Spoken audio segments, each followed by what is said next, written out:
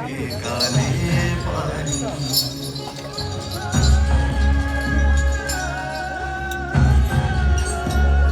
आसमां क्या यही बाकी था गजब ढाने को, लाके गुर्बत में रखा है हमें तड़पाने को। आसमां क्या यही बाकी था गजब ढाने को, लाके गुर्बत में रखा है हमें तड़पाने को। आह जिस घर में हम तैयार थे मर जाने को, जीते जी हमसे छुड़ाया है काश आने को। जिंदगी भर तो हमें भेज के काले पानी, जिंदगी भर तो हमें भेज के काले पानी। कोई माला की उम्मीदों पे न डाले पानी, कोई माला की उम्मीदों पे न डाले पानी। जिंदगी भर तो हमें भेज के काले पानी, जिंदगी भर तो हमें भेज के काले पानी। जिंदगी भर तो हमें भेज के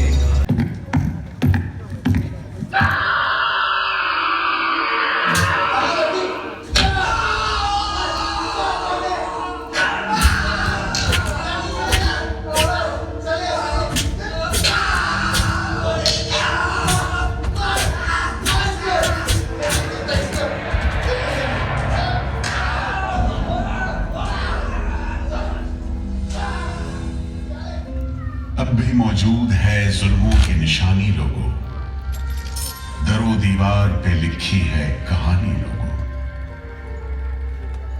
कहां से शुरू करूं ये कहानी? जुल्मों सितम की ये दास्तां, आजादी के परवानों की वीरता और त्याग की गाथा। मैं जो एक रूह हूं, आत्मा हूं, उन तमाम लोगों की जिन्होंने अपने खून पसीने से, अपने बलिदान से, जान की कुर्बानियों से इस मिट्टी के जर्रे जर्रे को आजादी का तीरथ बना दिया। मैं गवाह हूं उस जुल्म का जो यहां आदम के बेटों ने आदम के बेटों पर बेरहमी से ढाई। सदियों से मैं इसी जगह मौजूद हूं।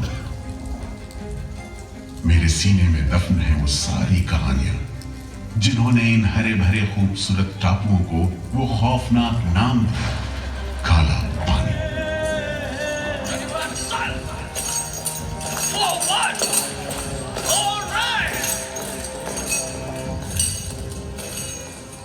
तो वहीं से शुरू करते हैं, उसी हरियाली से जो कैद करने वालों के जुल्म और कैदियों के खून पसीने से बेदाग थी।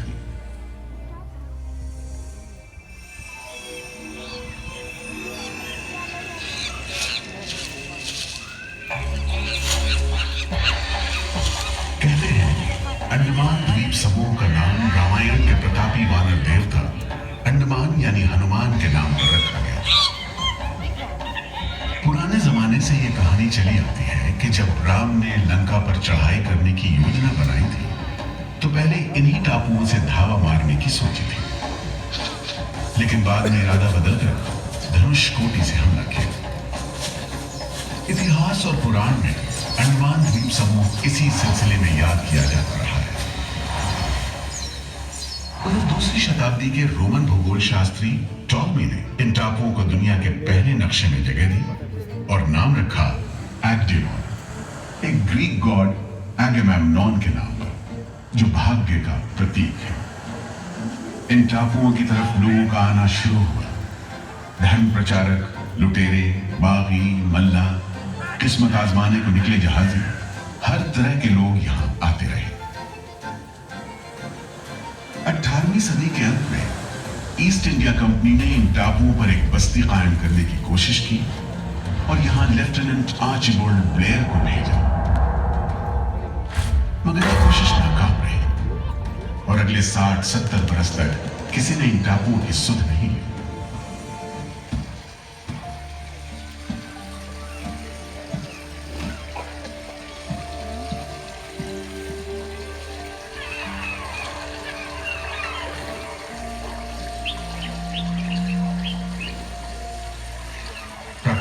खूबसूरती और शांत समुद्र के बीच जिंदगी की खामोश लहरें उठती और बैठ जाती।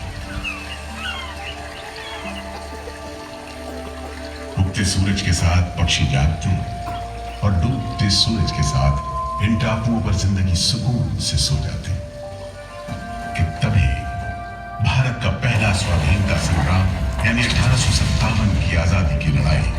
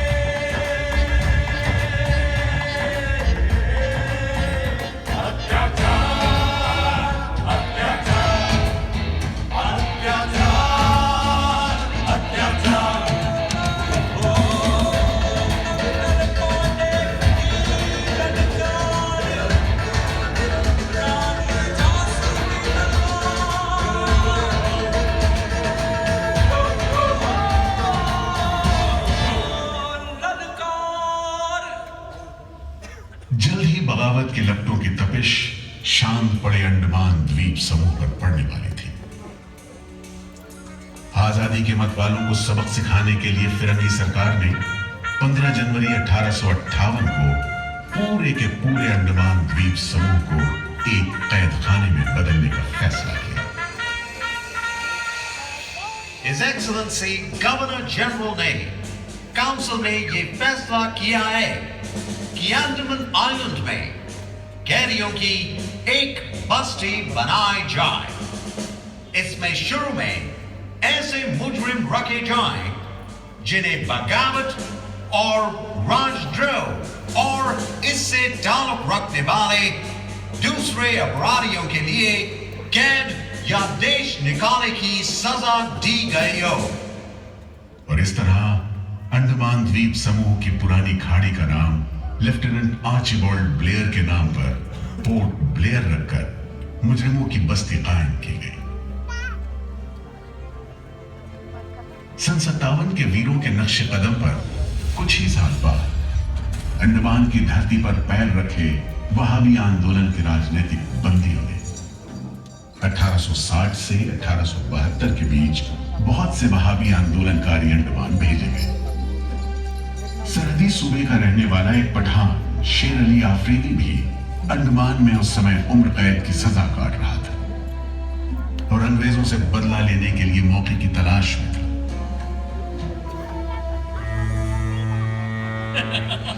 क्यों है शेर अली, तुम इस भीड़ भाड़ में कैसे? ओए, हम सुना है फिरंगी का लाट साहब इधर आता है, हम भी देखने आया है। जुल्म करने वाले का सरदार कैसा दिखता है?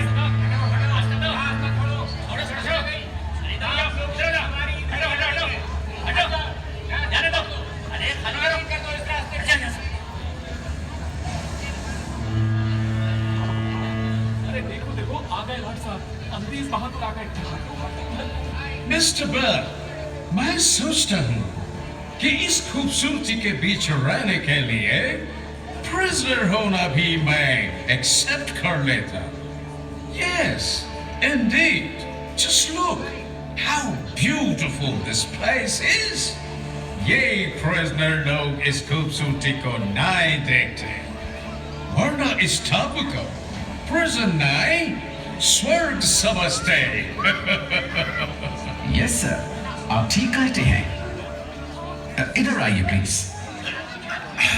हम तुमको खत्म कर देगा बिलंदी जालिम। कैदियों के साथ शुरू हैवानी सुलूक करता है, हम बर्दाश्त नहीं करेगा। पकड़ो इसको। शेर अली है सजा याफ्ता कैदी, सजा में रियायत पाकर नाई की दुकान चलाता है। जैसा कि होना था, शेर अली को फांसी हो गई।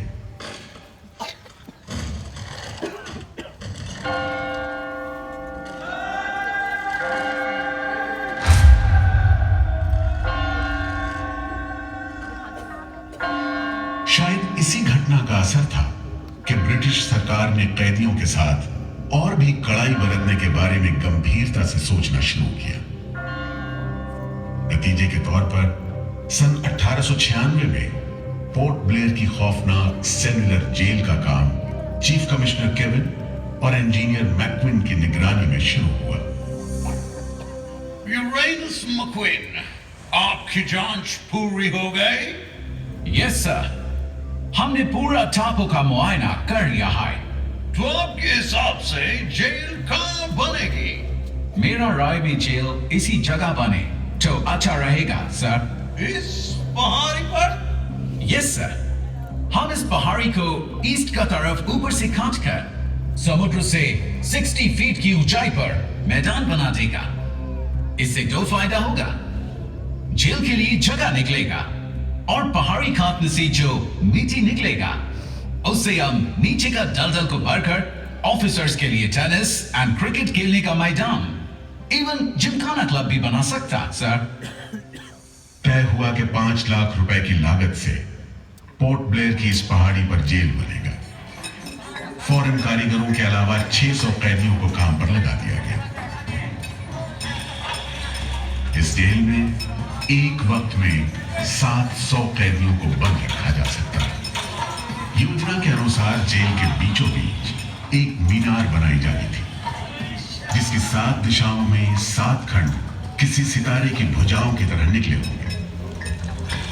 हर खंड में 3 मंजिलें बनाई जानी थी और 7 खंड में कुल मिलाकर 698 कोठरियों का निर्माण होना था।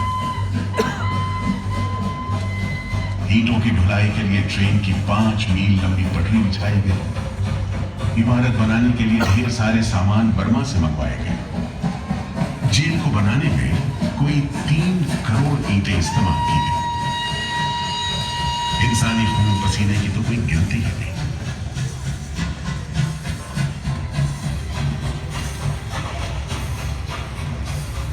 सुबह, दोपहर, शाम, रात कोड़े चल पड़े और काम होता रहा। दीवारें उठनी शुरू हो गई। आखिरकार 10 साल बाद सन 1906 में यह विशालकाय जेल तैयार हुई और यहीं से अंडमान के इतिहास का सबसे काला दौर शुरू हुआ।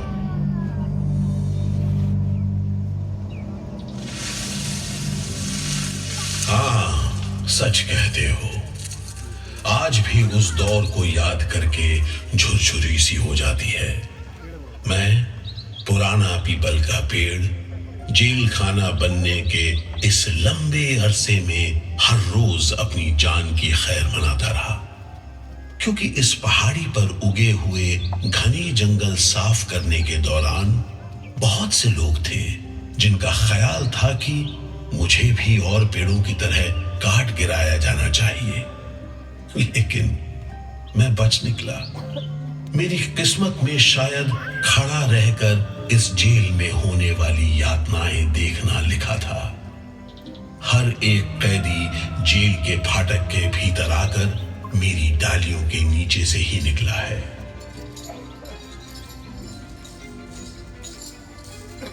जैसे जैसे अंग्रेजी शासन के खिलाफ आजादी की मांग तेज हुई, ब्रिटिश सरकार ने सेलुलर जेल के फाटक हर छोटी बड़ी बात के लिए खोलने शुरू कर दिए। किसी ने पर्चा निकाला तो अंडमान जेल, किसी ने लेख लिखा तो अंडमान जेल। लेकिन जब आजादी की लौ दिल में जल रही हो तो लोगों को कब तक रोका जा सकता है? 20वीं सदी शुरू होते होते फिरंगी सरकार के खिलाफ जंग में तेजी आ गई। अलीपुर षड्यंत्र कांड, चटगांव डकैती कांड, काकोरी कांड, लाहौरी बम कांड, मोपला विद्रोह, नासिक षड्यंत्र, कितने मामले गिनवाए, ये सूची लंबी है। लिहाजा एक नए किस्म के अभियुक्तों ने अंडमान की सेल्युलर जेल में कदम रखा। ये नई किस्म थी क्रांतिकारियों की। क्या शानदार लोग थे, मस्ती में झूमते गीत गाते जेल में कदम रख रहे थे, मानो जेल नहीं मंदिर जा रहे हो। आजादी के ये परवाने देश के कोने कोने से आए थे।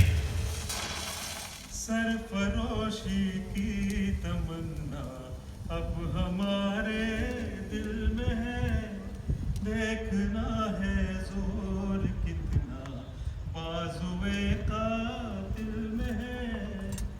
वक्त आने दे बता देंगे तुझे आसमां, हम अभी से क्या बताएं, क्या हमारे दिल में है। सोहन सिंह भटना हाजिर। मोतीलाल वर्मा हाजिर। पंडित परमानंद शास्त्री हाजिर है। बटुकेश्वर दत्त हाजिर। सचेंद्र नाथ सान्याल हाजिर। उल्लासकर दत्त हाजिर। पृथ्वी सिंह आजाद, पृथ्वी सिंह आजाद हाजिर। हर आदमी के दिल में स्वाधीनता की लौ जल रही थी।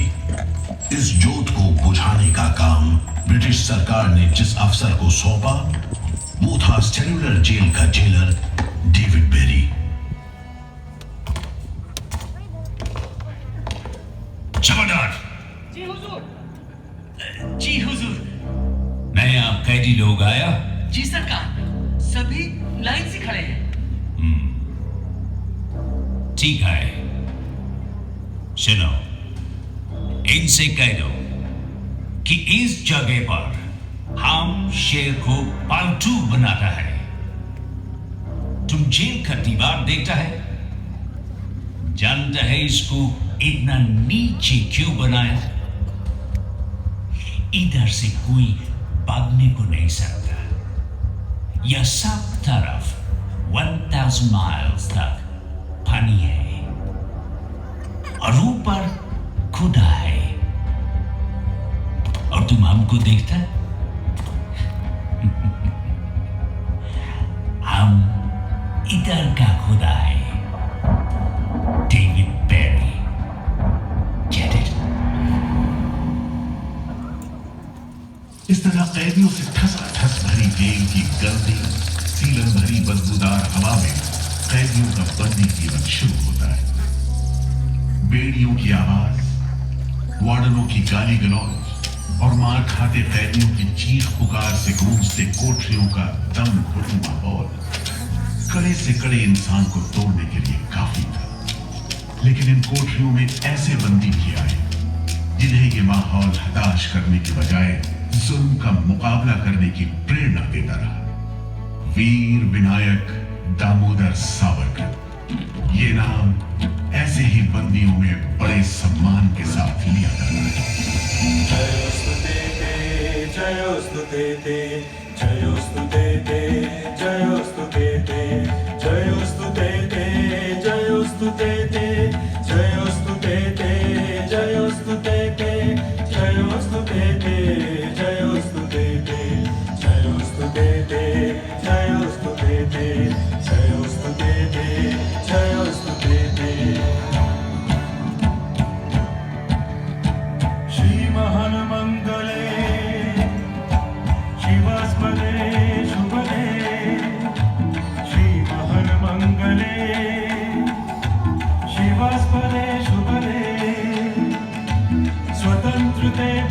पतितामहं यशोधतां वन्दे जयोस्तु ते ते जयोस्तु ते ते जयोस्तु ते ते जयोस्तु ते ते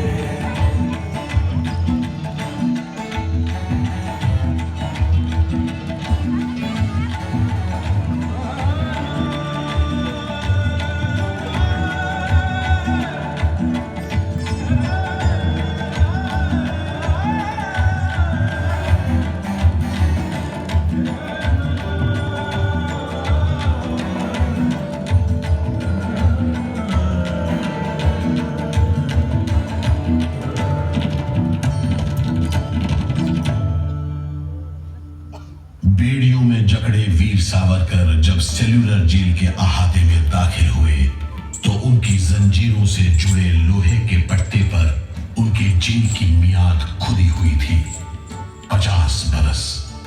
24 दिसंबर 1910 से 30 दिसंबर 1960 तक। वेल सावरकर, तुमको 2 बार का उम्र कैद का सजा मिला है।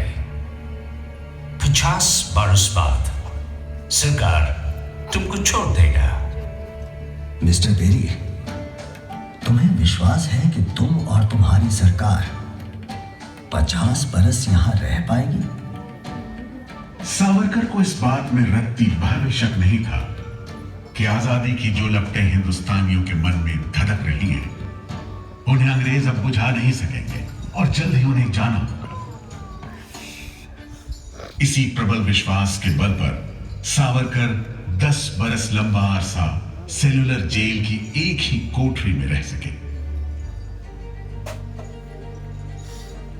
उन्हें बहुत ही खतरनाक कैदी करार देते हुए इतने कड़े पहरे में रखा गया था कि उनके भाई गणेश को 2 बरस तक पता भी नहीं चला कि वीर सावरकर उनके ही नक्शे कदम पर चलते हुए सेल्यूलर जेल आ पहुंचे, जहां बरसों की तकलीफ है, जेलर के जुल्म है, कड़ी मेहनत और नितांत अकेलापन है, जहां जिंदगी 13 फुट लंबी और 7 फुट चौड़ी कोठरी में सिमट कर रह जाती है।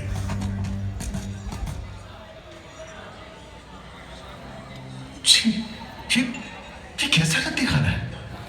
चावल में कंकड़ है, सब्जी में रेत है और दाल में कीड़े। खाना क्या है? घास फूस है।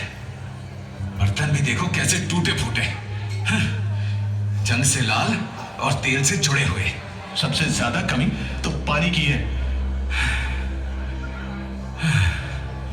आज सुबह जब मैंने पानी मांगा, जमादार बोला दिन में 2 बार मिलेगा बस। अरे पीने लायक होता तो बात थी, इतनी बास मारता है कि नाक बंद करके पीना पड़ता है। इस खाने को कैसे खा सकते हैं? कैदियों को गाली देना या पीटना मामूली बात थी, चाहे वो खा रहे हों या काम कर रहे हों। और काम न सिर्फ मुश्किल था बल्कि उसका कोटा भी तय था। 7 में से 4 खंडों की कोठरियों में तेल निकालने के उपकरण लगे थे।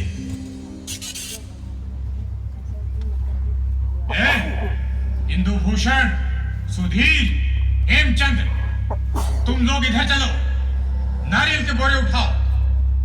हर बोरे में है 25 सेर नारियल। इन्हें पहुंचाओ तीसरी मंजिल पर। शाम तक हर आदमी को 30 पाउंड तेल निकालना है, समझे? हम इतना तेल कैसे निकालेंगे? वो मशीनें तो हाथ से चलानी पड़ती हैं। जबान मत लड़ाओ बदमाश। जो हाथ बम पिस्तौल चलाते हैं वो मशीन नहीं चला सकते। चलो जल्दी करो, भाग कर जाओ और काम करो।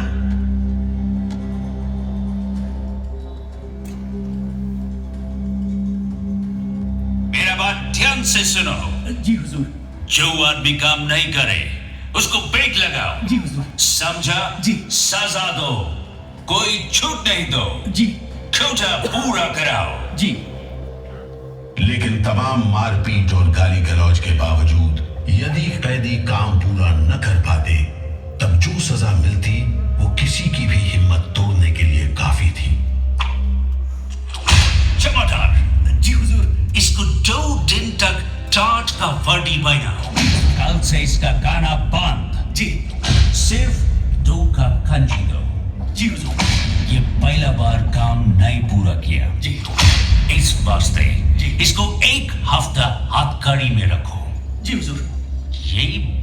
का बच्चा है। इसको बेड़ी डालो, इसको भी बेड़ी डालो 6 महीने तक। जी हुजूर। तुम अब तक 5 बार काम का कोटा पूरा नहीं किया, हम तुमको इस बदमाशी का मजा चखाएगा। जमादार जी हुजूर। इसको तन्हाई में रखो। जी सॉलिटरी कन्फाइनमेंट। जी कोठरी में काम दो। जी और इसको पेट लगाओ। जी और मारो, और मारो। नारे बोलेगा। बोल नारे, बोल बोल नारे, बोल बोल नारे, जितनी ताकत है बोल नारे।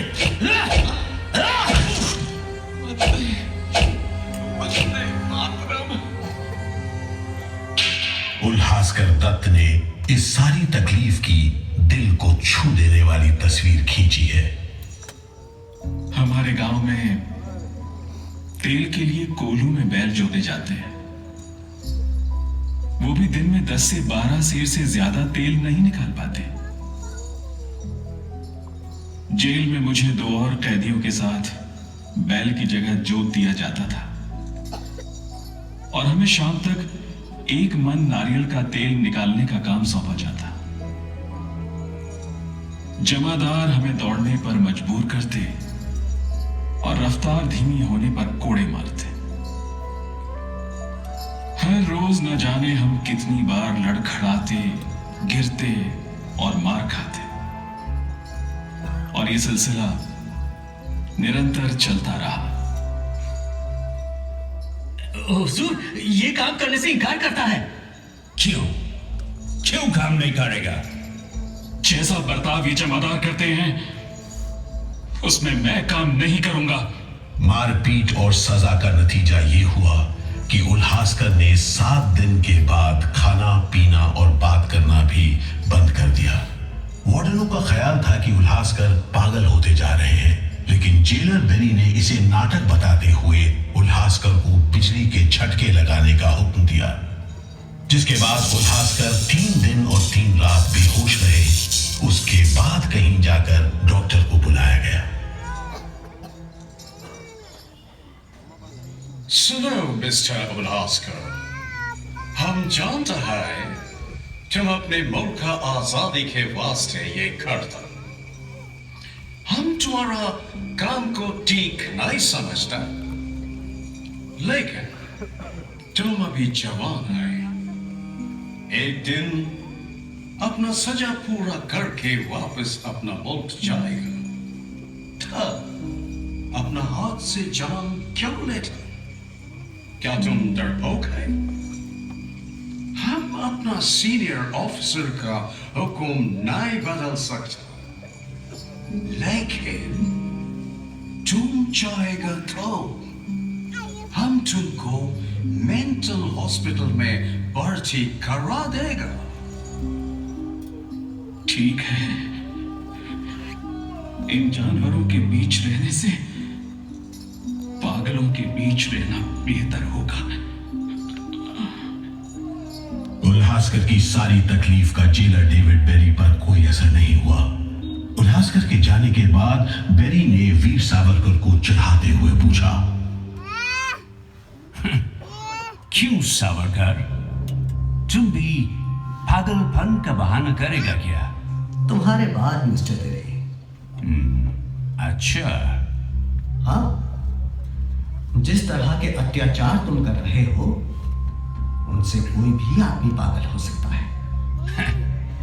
रहने दो ये सब बात सावरकर, तू अच्छी तरह जानता है उल्हासकर पागल नहीं है, बहाना खाता है। मिस्टर बेरी, अगर तुम सोचते हो कि उल्लास बहाना कर रहा था तब तुम पहले ही पागल हो चुके हो। ये सब अत्याचार बंद करो, वरना हमारे पास स्ट्राइक के अलावा कोई रास्ता नहीं बचेगा। छूट नहीं, रियायत नहीं, तो काम नहीं, छूट नहीं, रियायत नहीं, तो काम नहीं। हमारी मांगे पूरी करो, पूरी करो। जिंदाबाद, जिंदाबाद, जिंदाबाद। बंदियों को छोड़ दो, छोड़ दो, छोड़ दो। बंदियों को छोड़ दो, छोड़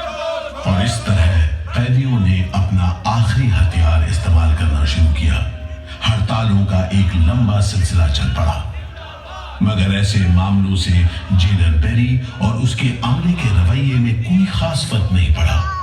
कुल मिलाकर सेलुलर जेल के कैदी तकलीफ और बदसलूकी के बीच अपने दिन गुजारते रहे।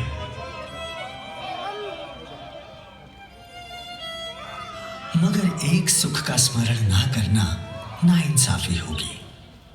वो सुख था बुलबुलों की चहक, उनका मधुर स्वर, उनके झुंड कल कल करते नारियल के टुकड़ों पर टूट पड़ते। गंभीर विचारों से मुक्ति पाने के लिए मैं मन को बलपूर्वक इन बुलबुलों की चहक में लगाए रखता। मैं अपनी भाषा उन्हें सिखाने में असमर्थ था।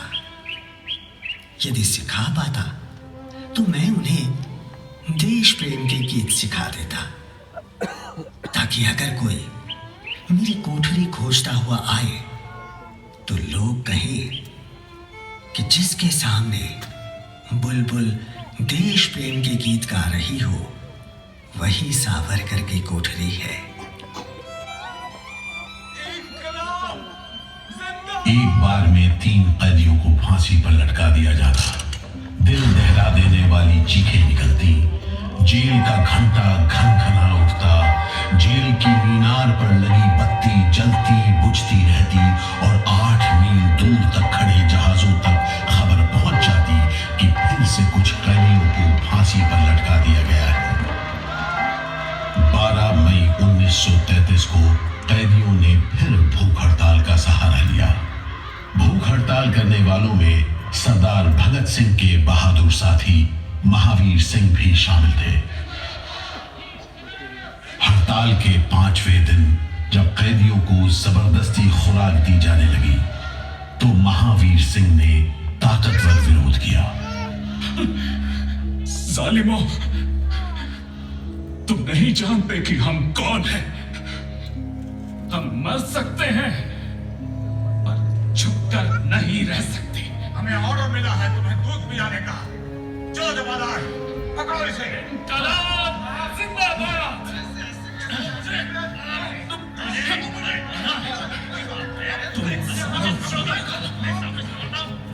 हम जबरदस्ती नहीं सहेंगे।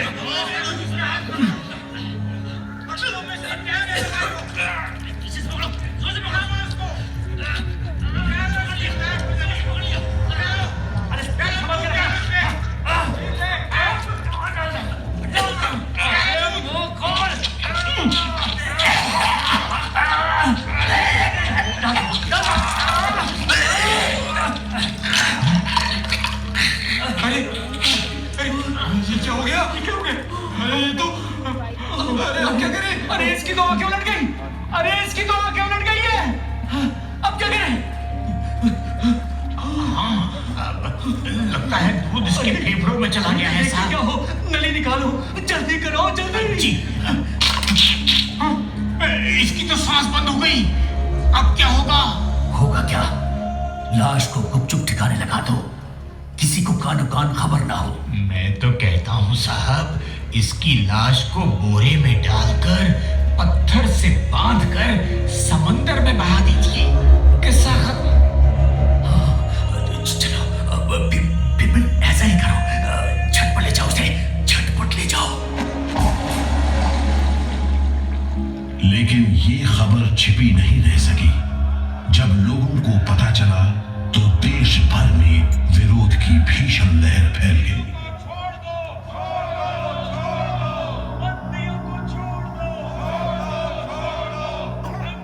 और फिर 45 दिन बाद 26 जून 1933 को जेल अधिकारियों ने हथियार डाल दिए। लेकिन देश अभी भी गुलामी की जंजीरों में जकड़ा हुआ था। इन्हीं हालात में सन 1937 के संवैधानिक सुधार लागू किए गए और कांग्रेस ने अनेक प्रांतों में मंत्रिमंडल कायम किए। स्वाधीनता की तरफ बढ़ते कदमों में तेजी लाने के लिए अंडमान के सेलुलर जेल के बंदियों ने भी आवाज बुलंद की। बंदियों की रिहाई, स्वदेश वापसी और राजनीतिक बंदियों के लिए बेहतर सुविधाएं हासिल करने की मांग को लेकर 24 जुलाई 1937 को सेल्यूलर जेल के कैदियों ने सामूहिक अनशन शुरू किया। वंदे मातरम, वंदे मातरम। अंग्रेज सरकार मुर्दाबाद, अंग्रेज सरकार मुर्दाबाद। भारत माता की जय, भारत माता की जय, भारत माता की। इस भूख हड़ताल का असर पूरे देश पर पड़ा। जगह जगह कैदियों के समर्थन में आंदोलन होने लगे। सारे देश के राजनीतिक बंदियों ने अनशन शुरू कर दिया।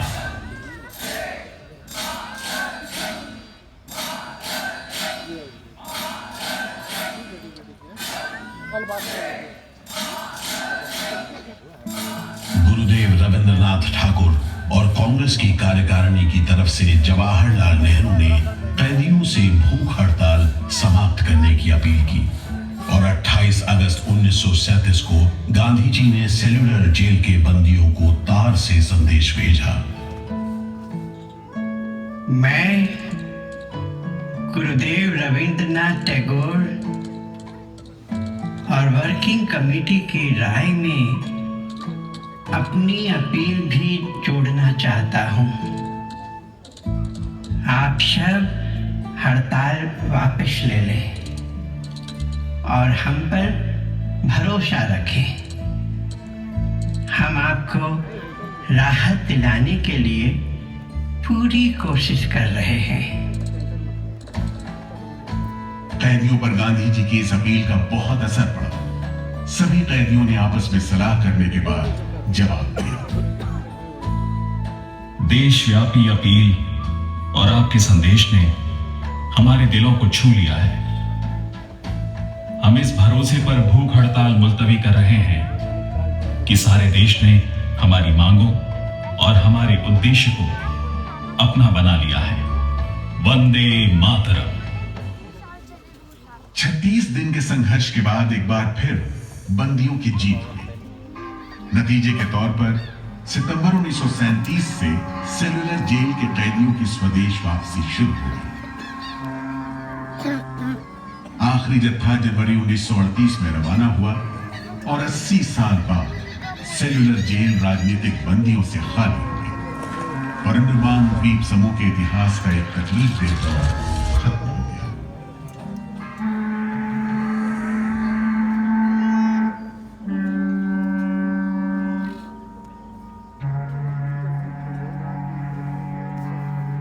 मगर एक और जालिम दौर शुरू होने वाला था। 1939 में दूसरा विश्व युद्ध शुरू हुआ और 1942 में जापानियों ने अंडमान पर कब्जा कर लिया।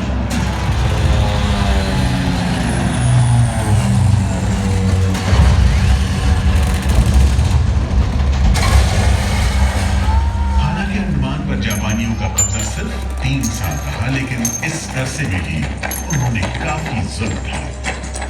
हर आदमी उनकी नजर में अंग्रेजों का जासूस था। हर रोज खेतों से, दूर दराज के गांव देहात से दसियों लोग पकड़े जाते और मौत के घाट उतार दिए जाते। बहुत से लोग तो खाने की कमी के कारण जहाज पर लाद कर दूर समंदर में फेंक दिए।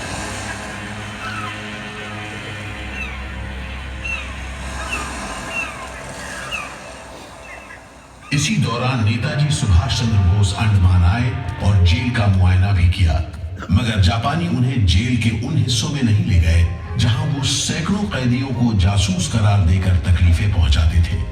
अपनी छोटी सी अंडमान यात्रा के दौरान नेताजी ने तिरंगा भी फहराया।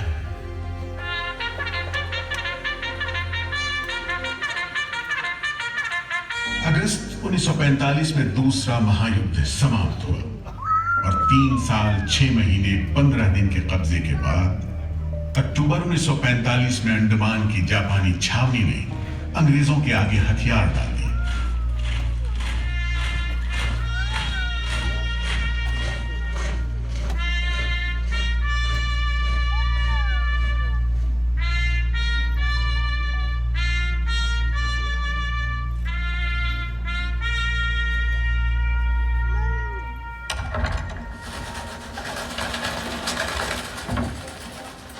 सेल्यूलर जेल के फाटक एक बार फिर खुले और कैदियों को रिहा कर दिया गया। इसके बाद 2 साल के अंदर अंदर भारत में ब्रिटिश सरकार का शासन खत्म हो गया।